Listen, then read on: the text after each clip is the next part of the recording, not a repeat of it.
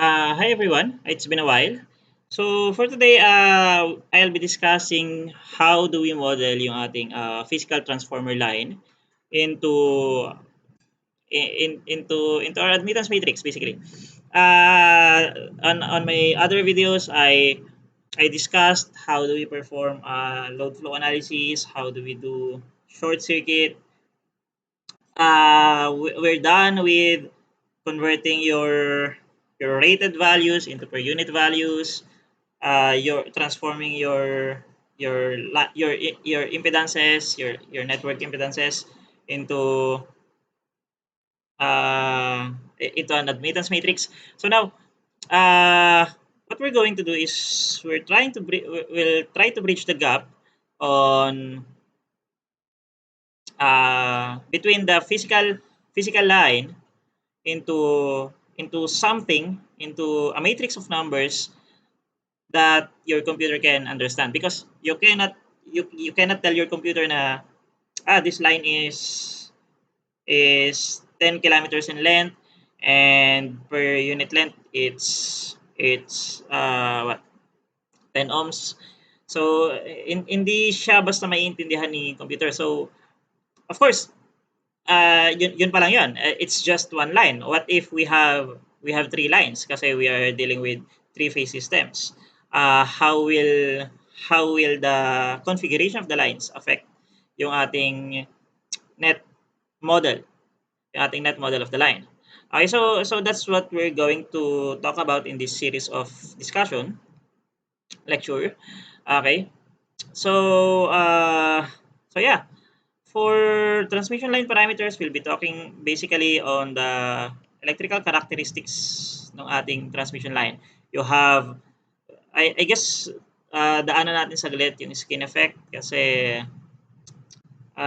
we have vital assumption na kailangan gawin that's related to skin effect. So kailangan muna natin maintindihan kung ano ba yung ginagawa ni skin effect. And then we have yung ating of course the resistance, the inductance, and the capacitance of the line. So your line is basically, it's made up of conductors, insulators, and they are usually shielded. But I guess in the Philippines, usually yung ating transmission line are bare conductors installed in clear areas, para kasi bare conductor siya eh. So kung bare conductor siya, ibig sabihin hindi siya pwedeng madikitan ng puno. Okay, kasi magkakaroon ka ng fault. Okay. Yeah, they usually hang overhead on towers made up of steel, reinforced concrete. Yung ating smaller lines with lower voltages, they are usually installed in wood. Usually, it's in sub-transmission level. Uh, your line is characterized by its resistance and inductance. They are in series. And of course, you have the shunt parameters, the shunt capacitance, and the shunt conductance. We'll be talking about that later. Okay. Uh, your lines are usually configured. For transmission lines, usually hindi siya made up of single solid wire. It's usually made of, para siyang stranded wire. In ACSR, usually it's aluminum conductors is still reinforced. So you have two materials there. You have aluminum. Kung mapapansin nyo, hindi siya gawa sa copper. Usually kasi copper is expensive. Okay? Of course, your copper has a higher conductivity than aluminum. So it's a better conductor. But that is at the expense na mas mahal siya. Okay? So when you use copper, so minsan manonood na lang kayo ng TV, tapos biglang mag-brown out, tapos di nyo alam kung bakit nag-brown out, yun pala, nawala na yung linya. Okay? So instead of using copper, you use aluminum conductors. Now, the thing with aluminum conductors is aluminum conductors are weak. Okay? Madali siyang maputol. And your transmission lines, they are usually separated at great distances. So malayo siya. So when you have that distance and you have a weak line between them, so the tendency is yung wire mo magsasag. Yeah, magsasag.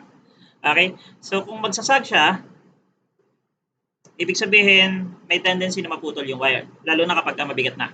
Okay? So instead of using aluminum alone, you reinforce it with steel. So the idea is that yung steel, it's not meant to be a conductor, but it is there to reinforce yung ating steel, yung ating aluminum para hindi siya magsag. Okay? So you have the 24/7 configuration. It's basically 24 aluminum. This one, 24 to. Then 7 steel. Ito, 7 yan. Sometimes you have 26 and then 7 steel. So these are just examples. Marami pa yan. Now this configuration, it matters because it affects the impedance of the line. It affects the values na gagamitin mo to model the line into a matrix. Okay? Let's see. Yan. So skin effect, I'll get back to this later. Now on resistance, you know this already. You basically master this already. Yeah, we've been talking about resistance ever since you entered EE. Uh, it's the property of a material to resist the flow of current. Yeah, it's affected by temperature. Yeah. Okay. So the effective resistance is the equivalent DC resistance of the line, assuming uniform current distribution. So that is assuming uniform current distribution, neglecting skin effect. So we'll discuss skin effect later. May mas better na placement siya. Okay? Now, for inductance, inductance is the magnetic flux linkage divided by the current. It's that ratio. Okay? Yeah. Okay, sige. So let's dwell on this inductance for a while. Ito yung medyo mahabang discussion. Kasi this basically this has a great effect on your line impedance. Okay? Ha. Okay. So let's say that you have this conductor, this cross section ito. Let's say that you have this pwede ba? No. Let's say that you have this conductor. This is the cross section of a conductor, and then this conductor is a current carrying conductor. So this is a long conductor. It's current carrying conductor, and let's assume that you have a charge located here in the center. Okay, let's say that you have a charge located there in the center. Okay, now if you consider Ampere's law, you can get this current at Ix. Okay, as a function of the magnetic flux intensity along this point X. Okay, so the current is basically the current here in the middle. The current in the middle is basically defined as a function of your magnetic flux intensity, which is integrated from 0 to 2 pi x. So why is that 2 pi x? That is basically the circumference of this one. Itong path of integration ng ating flux. So that is 2 pi x. Okay? So if you integrate this path of integration ng flux, okay? Kasi when you have a current, therefore magkakaroon ka ng magnetic field eh. So if you get the magnetic field intensity around this at along point x, radius x from the center, yan, paikot, so you get this. Then you get the current. So manipulating this formula, if you manipulate this formula, you get the formula for the magnetic field intensity. Now let's set this formula aside. And yeah, before we continue, kasi may skin effect na rito. Okay, let's go back to skin effect. Okay. So, the idea of skin effect is kung meron kang conductor, yeah, I guess I'll use my whiteboard dito. May whiteboard ba ako? Ay, wala pa pala. Wait lang ayusin ko lang yung whiteboard ko. This one. Yan. Okay. Yan. Sige, okay na yan. So, if I have a conductor, this one, oops. If I have a conductor, then this conductor, kung meron akong current dito, let's say may nag-flow akong current dito. Now, your current in this conductor, it doesn't really flow here in the middle. It actually tries to be evenly distributed along the cross section of the conductor. So yan, it's evenly distributed. Now, what really happens is each of these charges. Now let's look at it as charges now. Each of these charges nagkakaroon ng magnetic field. Lumalabo yung Sorry, lumalabo yung pen ko. Anyways, yung workspace ko. Anyways, so as you can see, meron silang magnetic field in the same direction. However, at some point, yung mga magnetic field na yan, especially in the center, they tend to cancel dito. They tend to cancel here. Okay?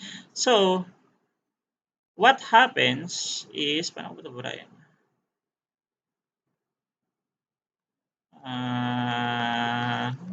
Uy, ayaw mabura. Yan. Oops. If I have this conductor, and since the magnetic field cancels in the middle, the charges usually on concentrates on the sides, on the skin.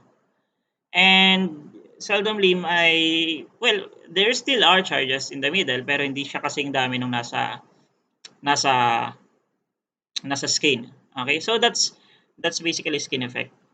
Okay? So how does it affect yung ating transmission line? Dito na ba 'yon? Yan. Okay. It basically complicates things kapag consider natin si skin effect kasi the idea is you don't have a uniform current density along the cross section. Kasi you have a higher density of current on the skin and a lower density in the middle. So to eliminate that complication, we assume that you have a negligible skin effect and you have a uniform current density. So yun yung assumption na to. Take note that I over pi r squared, this is basically current over area of this whole conductor, the area of the conductor. Okay, so that is basically current over area. It's current density.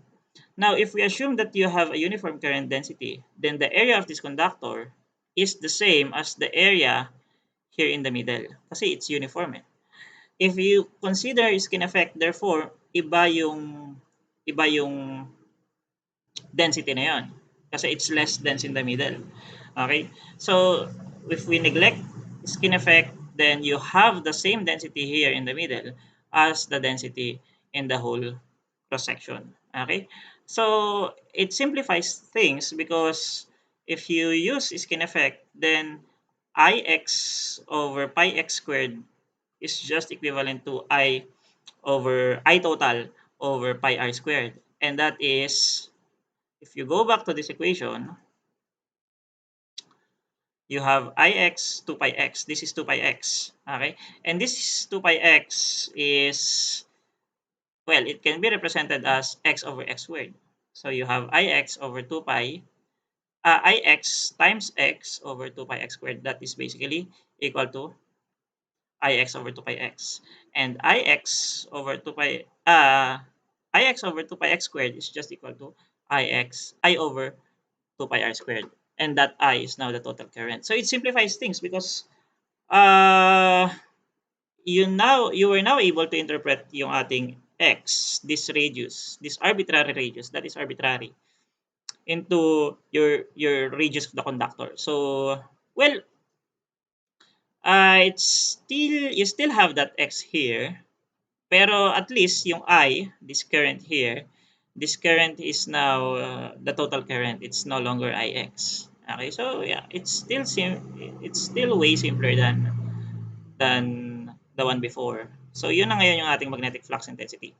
Okay? Take note, wala pa tayo sa inductance. This is just magnetic flux intensity. But well, inductance naman is the flux linkage over over current. So I guess nakikita nyo na kung saan ako pupunta dito later on. Okay? Now, assuming that your conductor has a constant permeability, then your magnetic flux density, take note, this is magnetic flux density. Yung kanina, this is current density. Now, this one is flux density. And if you can still remember that formula, it's mu times H. Okay? That's the magnetic flux density is equal to the permeability of the conductor times magnetic flux intensity. Okay? It's mu times H. Okay? And that is mu times H, this one, I x to pi r squared. Okay? And that whole equation is equal to flux density, which is flux all over XL. So, sir, what is that XL? Take note that that XL, let me, again, balik tayo sa whiteboard natin. I hope meron tayong mas malinaw na resolution dito. Yan. Okay, this one. Oops. Nope. Whiteboard. Okay. Yan. Your flux, take note the flux density is the density of the flux. It's flux per unit area. So, of course, you already know na ito yung flux na tinutukoy natin. This is the flux that we are talking about. Now, the area that we are considering is not this area. It is actually yung area that is perpendicular to the direction of flux. And that is basically this area. Kasi yun yung tatamaan ng flux eh. Okay? Yung area na yan hanggang sa kung gaano man kahaba yung wire. Okay? Now, along point X, that is X times whatever is the length of the wire. Along R, that is R times whatever is the length of the wire. Okay? So, yun lang yan. Now, let's see. So, that's why you have this as area XL. Okay? So, that leaves you with the formula for flux. And now you can represent flux as a function of magnetic field density times area, and your magnetic field density is a function of H. So yeah, nakapunta na tayong we now have a way to interpret yung ating H into flux. Okay? So if you take the differential of the flux with respect to take the differential of the flux for a small space with thickness of the dx, okay? It's a differential thickness, maliit lang siya. And you have a 1 meter length. Take note, 1 meter length. This is an unintentional underline, but this helps. Okay, you have to take note of this. It's 1 meter.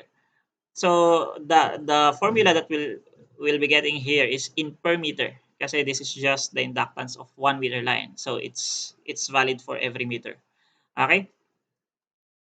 So you have this. If you get the differential, then you'll get this equation here. I guess you just review this at home kung paano siya dinederive. And then, for uniform current density, you have the total current linked by the flux is just a fraction of this one, whatever is this area. Okay? So, ang idea niya is that if you have a uniform current density, Then, kung ano man yung linkage ng flux, it can be interpreted as yung linkage nitong area na 'to. Okay? How much is the area covered by X dun sa total radius. So, ganun lang siya. Okay, so that's how you get the linkage.